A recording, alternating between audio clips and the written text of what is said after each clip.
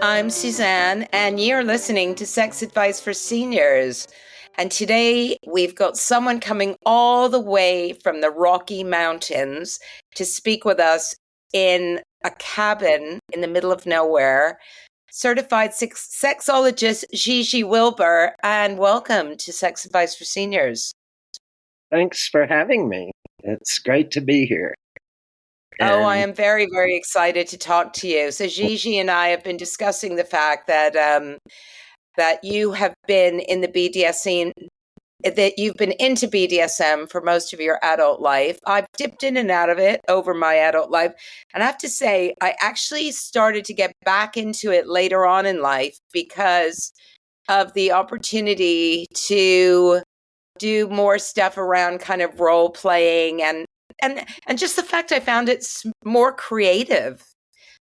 What's your, don't you think? What's your BDSM? Just explain to our listeners what it is, and maybe a bit about how you got into it. Oh, okay. Basically, BDSM is a power play between consenting adults, and basically one person acts as a submissive and the other is the dominant. And you can role play many different scenarios. And it can involve pain, it can involve bondage, but it's not the same as regular pain. I look at it as kind of an erotic pain, which is quite different. And basically, through role play, you can really bring out, I kind of think of it as a type of theater. In ancient Greek society, people used to go to theater and they weren't a passive audience. As a tragedy unfolded, they banged the floor, they pulled their hair out, they beat on their chest and wail. And the Greeks had a word for what this did, and that word is catharsis. And I think BDSM helps us reach catharsis. In our sex negative culture, we're supposed to stuff away all the negative emotions and not express them. So in BDSM, it gives us a safe environment to express some of the emotions we're not able to express in real life.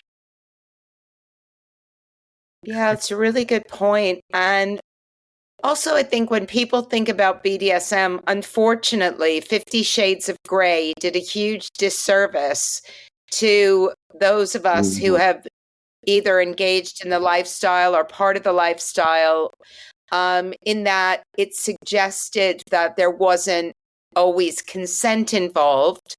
And, my experience and the experience of those in the lifestyle is that consent is at the heart of BDSM. And probably one of the things that I find really beneficial about it is it enables those of us who maybe find it difficult to set boundaries in other aspects of our lives. It almost forces us into a position where we really have to know ourselves quite well to be able to let others know what is or is not acceptable behavior. How do you feel about that? Yeah, one of the things, I wrote a book called The Dominance Handbook, an intimate guide to BDSM. And in the book, I have what I call the BDSM interest evaluation for submissives and dominants to fill out. And it explores everything about your interests, about any medical conditions you may have that the dominant needs to be aware of when you're playing. And it's a good form to go through and have informed consent between the dom and the submissive before you even start playing. Absolutely. And I think another thing about it is that often it doesn't necessarily have to involve sex. No. I've been to lots of events where there's no sex, which I find quite odd. but as you said, if you're really into pain, or there's different kinds of endorphins that are released during that, which do create pleasure, right?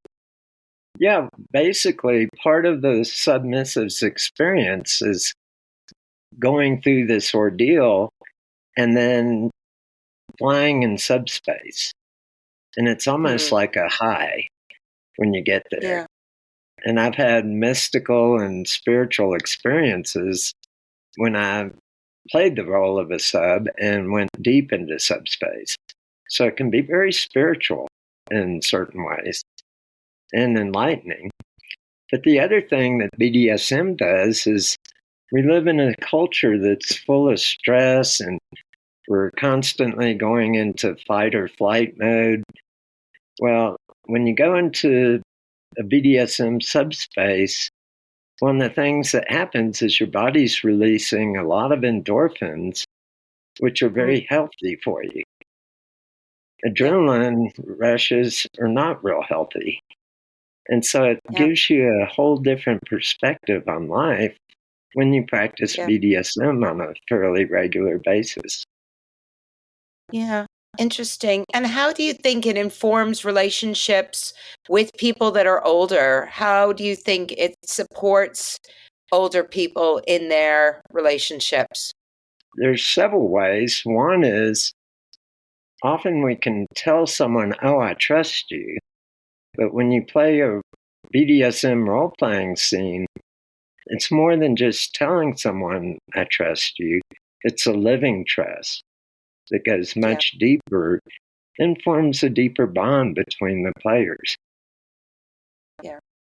And I think the other thing that's really important is that when you get into a BDSM role-play scene, there is a bonding and a connection that goes so much deeper than other forms of relationships. And I know that when I combine sex with BDSM, it can become even more powerful. It kind of adds a whole nother dimension to BDSM play. Yeah, for sure. I mean, for a long period of my life, I really didn't know anything, if I'm really honest, about BDSM. And I just came across somebody who was quite dominant, and I didn't have words to really express what was going on with us until much later, when I recognized that part of the reason why I got so excited when we were together was because he was tapping into that part of my brain that really responded to this kind of role play. And it wasn't something I was really aware of until it happened. And then I was like, God, I really like that. I really enjoy the aspect of not of just kind of letting go, of just trusting somebody and giving somebody else the authority to do stuff, and the freedom that came with that. And I know, for having been in this lifestyle or around it for a while, that often it's people that have very complex, high pressure jobs that often end up being really comfortable being submissive, because I suspect it's one of the few times that they can actually just not have to be in control and hand that over to somebody else who can just kind of take over and trust that they're not going to do something that they don't want them to do, right? Yeah. And another aspect of BDSM for me that was very helpful was that I was abused as a child. My father was a minister, and I had both physical and emotional abuse growing up. And BDSM helped me heal from that by role-playing and facing some of my fears and having a good dominant that would guide me through the process. I became empowered. My inner child became empowered because for the first time I had safe words. And as a child, there were no safe words. Yeah, absolutely. And I mean, do you think it's a bit of a cliche to say that there's a lot of people within that are into BDSM that probably are using it as a way to heal some form of trauma? I think there's some, but there's also a lot of people that have never experienced trauma that are into BDSM. Mm-hmm. So it's... Yeah. But I did want to add that because it can be such a healing force to go through BDSM role play with a Dom, and you want to also clear it with your counseling if you're in counseling. But you should resolve those issues through counseling before you bring it into BDSM role play.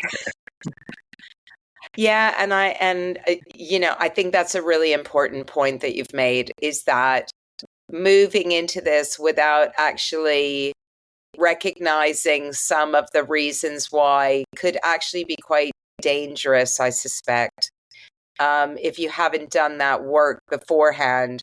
I do sometimes worry when I see people in situations where, anyway, for me, it looks incredibly painful what's going on. And I wonder, what's going on with that person that they want to go through that degree of pain. For me, it's so alien. I'm not really into pain except in a very controlled way. So when I see somebody that I think, and they've walked away and they're completely covered in black and blue marks and everything, I do struggle with it. I must admit, I do. But I do have to say, when I stub my toe, it hurts, and I don't like that. But when I get into erotic pain, it can take you so many different directions and take you flying. And it's just something that's hard to put into words exactly. But when I'm into erotic pain, it amplifies everything, even the sex. Yeah. And so sometimes going through and I was a pretty heavy player at one point when I was submissive, and I'd walk away with black and blue marks. But when I started getting into it, all of a sudden the pain transformed. It was no longer painful. It took me to a state of ecstasy. Yeah. I've never reached that place, I have to say. And there is a process. If someone would just start wailing on me with no warm-up, I wouldn't like that. But by warming up the body, getting it ready, and warm-up is going very light at first with a flogger or whatever implements you're using, and then building it up slowly to where it gets heavier and heavier. All of a sudden, it's a whole different process. It's not like stubbing your toe. You start flying. No. And when I was first involved in it, I encountered people who were highly skilled at using some of these implements. And so I understood how to kind of take myself through these levels of not painful at all, feels quite nice, feels really, really, really nice. But subsequent to that, I have to say, because it's when you're with someone who's inexperienced and who perhaps has watched too much pornography, it can be really, really horrible. And I always ask people like yourself, okay, you're kind of keen to explore. You're an older person. Perhaps you've had these fantasies going on for ages and you want to actually start playing out some of this stuff. What's your advice for getting started? I think one thing is join a BDSM group. There's a lot of local ones all over, and you don't have to go into it blind. There's a lot of experienced players that love to share information. The other thing, I wrote the Dominance Handbook, an intimate guide to BDSM, which lays out step by step how to play and how to do negotiations and how to... There's a lot in a scene that you don't see at the surface. A lot goes into it before the scene even takes place. So I go through all the steps to take to play safely, both physical safety and psychological safety. Yeah. Super, super important. And I know that some of the DOMs that I'm friends with get very, very upset sometimes when they go into a scene and it's clear that somebody hasn't really read your book and also, and also really learned how to do this, because it does come with rules. It's not, it's very structured in my experience. And why would you say that it was more important for that it can be really useful as an older person? What would you say? What are the reasons for that? I think part of it is you really want to have good communications between players. It's really required. You have to be specific about what you want to do in a scene and negotiate what will take place and what's off limits. And I think that by going through the BDSM interest evaluation, I cover a lot of different activities you can get into. And basically you check off, oh, I'd like to try this, or I'm not sure about this, or I fear this. And then the Dom knows, okay, these are areas we can play in, and these are areas that are off limits for now. Yeah. And I always say as well that, look, until you try some of this stuff, you may not realize that you do like it. So there is an aspect to it, I think, of being playful around everything, but also being clear. Like, I thought I was going to go there. Zoe, my co-host a few shows earlier, she's, she likes BDSM, and she was saying, sometimes you think you're going to enjoy something, you've imagined it, maybe you've fantasized about it, you've decided that you're going to go for it, and then you get in there and you're like, nah, this isn't working for me. And it's about being able to go, stop. I thought I was going to, but it's on your list. Yeah, it was on my list, but actually it's coming off my list now. Right? It's not something that I'm really enjoying. I do have a free copy of the BDSM interest evaluation on my website, along with the instructions on how to use it. And so if you want to really explore and really get informed consent about all the different activities, use the BDSM interest evaluation. And that way you can cover things, and it even goes into medical conditions. And as we age, our bodies get a little worn out in spots. Well, now I've got a bad knee, and trying to kneel is just off limits for me now. But I can sit and bow. So you want to know these things up front before you get into a scene. So I go into and do you? I'm sorry? Do you work with couples? How do you work with people that want to explore kink? Like, how do you help them? Well, basically, I go to Burning Man events and I go to pagan events. Excuse me. And I set up what I call Aphrodite's Temple. And I bring a bunch of play toys and play equipment. And I guide people on how to do a interest evaluation and how to negotiate a scene. And then we kind of supervise the scenes. And that way everybody can play safe. There's people that are experienced that can say, hey, wait a minute, you don't want to do that. That's a little dangerous. Or this is something that you can do that's safe. And so we kind of guide people and teach people And a lot of local groups will do the same thing. They'll have play parties that are supervised. And you go to a play Yeah. party and you've got experienced players that can help you learn. Yeah. And what about sex workers in this? Because I know that, I'm familiar with couples where perhaps one person really wants to explore this and the other person is not so keen, I think that's pretty common, especially in long-term relationships where you may have decided, you know what, I've been thinking about this for so long.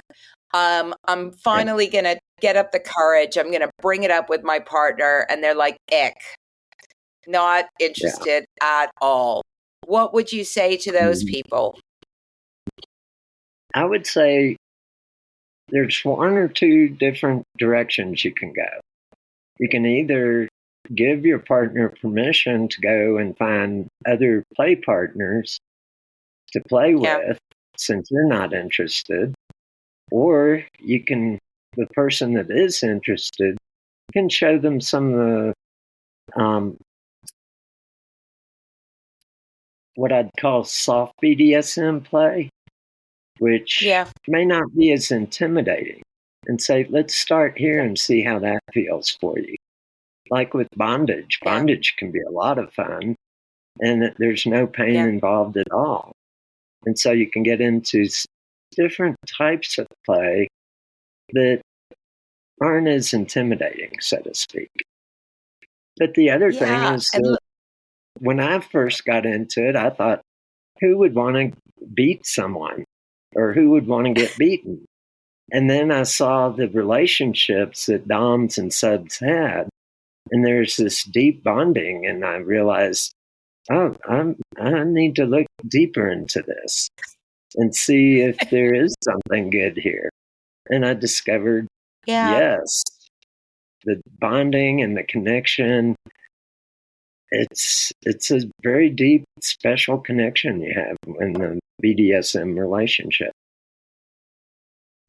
Yeah, and for me, like I said, I didn't have the vernacular around BDSM when I first started exploring just generally some of my fantasies and thinking about what I wanted to do sexually, and some of the stuff that I found, oh, this is interesting, that back then I wouldn't have classified as BDSM, was like wearing a blindfold, for instance, or having which is obviously part of the BDSM lexicon of stuff that you can do. And also little, like, look, furry handcuffs, whatever you want, rope tying, all that sort of thing. There's a lot of ways that you can do this that don't involve any pain at all, but may involve, for instance, removing some sense, right? Whether it's your eyes or whether it's restraints or things like that, which for me just kind of just ratchets it up, the other senses, so that everything just gets heightened, as you say. So it doesn't necessarily always have to involve pain. It can just involve removing senses, and that in itself can just change the dynamic of your encounters with people. And you touched on something earlier that's another dynamic. It's the concept of people exchanging power, where one person takes all the power and the other has to perform for the person in power. And that can involve no pain at all. It can involve doing activities. I find children's games are great for BDSM if you put in a little kinky twist. For example? Oh, they're musical chairs, where if you're in a group setting, that can be a lot of fun, because the person that gets left out from having a chair gets punished.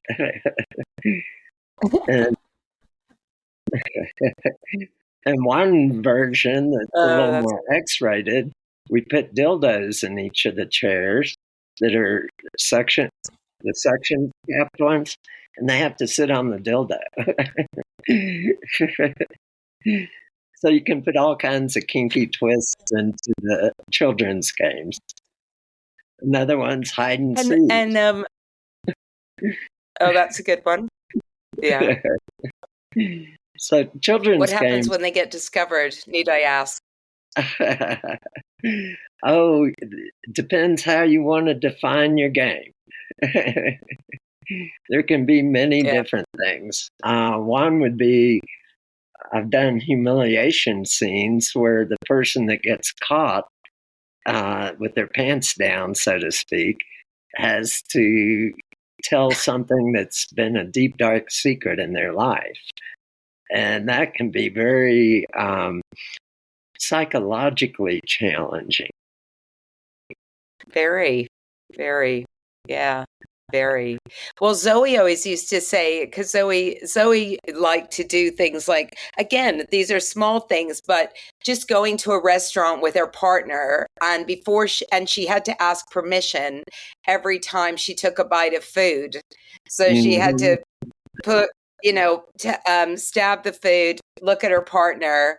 If he said, yes, that's fine, then she could eat the food. And if he said no, then she had to kind of put it down and wait. And, so there's so many different ways that you can do this. I suppose the bottom line with it all for me is that it's creative. It's taking sex beyond kind of just straightforward penetration, and it's around creating stories around it, whether it's playing games, whether it's, doctors and nurses, whatever it happens to be.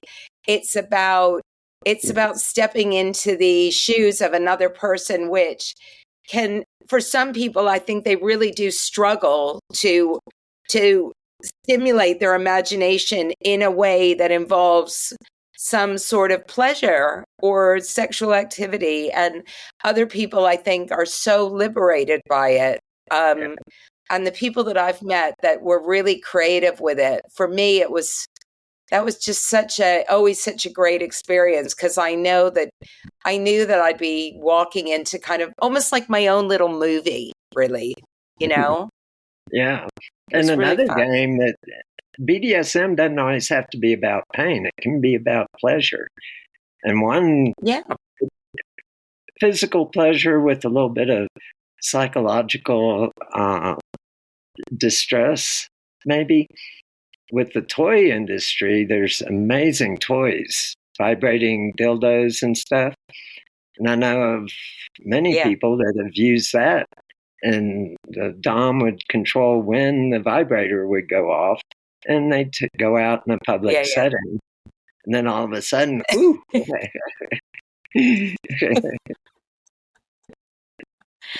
Yeah. And also, the other side of it is things like the tease, using feathers, using scratching devices, all of again, it's around how do you manifest all these different sensations? And you said at the very beginning of this conversation about, when pain can go into the subspace.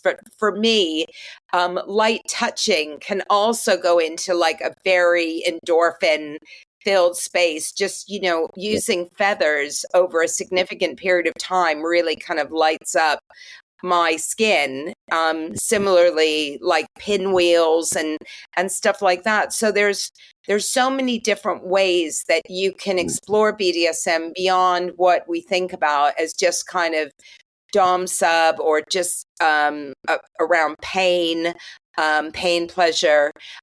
I think anything, as you said, I think probably at the very beginning, which explained it to me best, is it's where there is some sort of power dynamic, ultimately, isn't there? There's somebody's in control and somebody's not in control, and you can flip that back and forth. You can switch back and forth. It doesn't necessarily always have to be the same person, but there's some aspect of that dynamic going on. Yeah. And I'm a switch. I mean, there's times when I'm dominant, and there's times when I play with someone that's submissive. And I think it's fun to explore different roles. there was a time in BDSM in this country anyway, where switching was kind of frowned upon. You either had to be a dom or submissive.